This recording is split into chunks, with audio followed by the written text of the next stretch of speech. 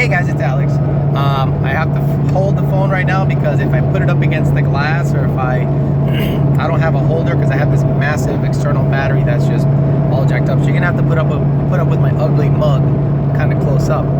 So what are we gonna talk about today is we're gonna talk about torque converters. Torque converters, 6R80 Mustang 2011 and up.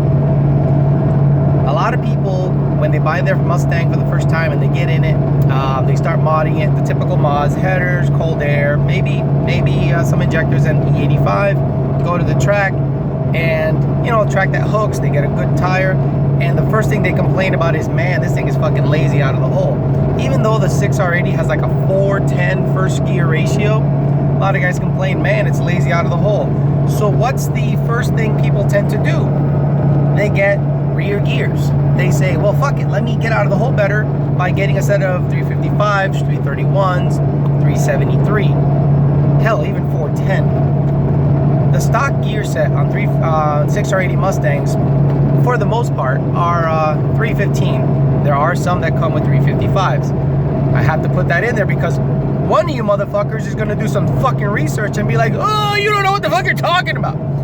So I tell people, look, instead of spending money on gears, invest in an aftermarket torque converter, preferably like a Circle D.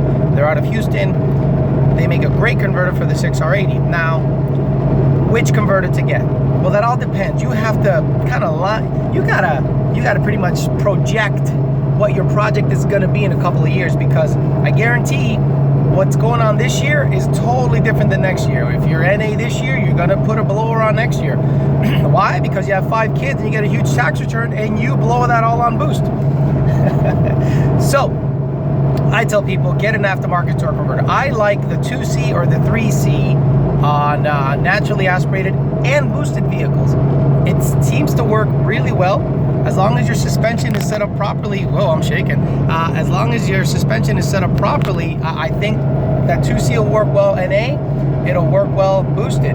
Obviously, if you're gonna stick to NA, if you're one of those NA warriors, then you get a converter with a higher stall speed, something like 4F or 4C, 4B, whatever, something big. AED Sean over in California has like a 4F in his naturally aspirated S550 with stock 315 gears, and the car runs 1060s on the 85 Cobra Jet intake. The guy is a tuner, so he kind of knows what he's doing when it comes to that. I wouldn't recommend that for daily driving, but it's not a bad converter. Our VMP red car that has a Gen 2 blower on it on E85 also has a 4F converter, and in my opinion, it's a little too loose. It's not consistent launching. We have to definitely bring the power level way down, because that's what you do at the track. If the car's spinning at the track, you pull power away. You don't complain about the track prep. So what ends up happening is people get 410s, 373s, then when they get boost, they have insane issues trying to get the car to shift properly.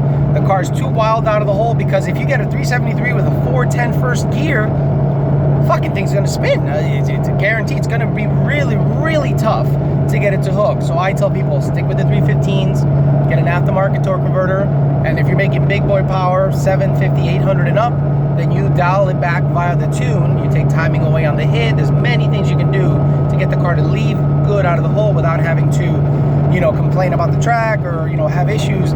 Also, a very good, well set up suspension goes very far in getting your car to hook almost anywhere. A lot of the guys that at the NMRA event I just went to, it was a good illustration. Some guys are dead on point doing bumper dragging wheelies, others are just struggling and blaming the track for it. So don't want to be that guy. So again, before you consider putting gears in your 6R80 Mustang, I highly suggest looking at a Circle D converter. 2C, 3C seem to be the most popular converters, and if you want to stick NA and want the sucker to whiplash out of the hole, you can consider something way, way bigger. Call Circle D. I'm sure they'll be able to guide you where you need to be. Everyone knows me as a manual guy. I love a manual. I prefer a manual. The reason I prefer a manual car is because the tuner cannot take credit for my accomplishments, okay? Power is power. If you can make 700-800 wheel, that's fine. But I'm shifting it. I'm getting down the track. it is on me. If it's an automatic car, 90% is on the tuner and whoever is tuning the suspension. You're just a monkey behind the wheel smashing the gas. That's my opinion, okay? So again, forego the gear set, look at a converter. You'll save yourself money, time, and labor in the long run when you make more power in the car eventually. Thanks, guys. Talk to you later.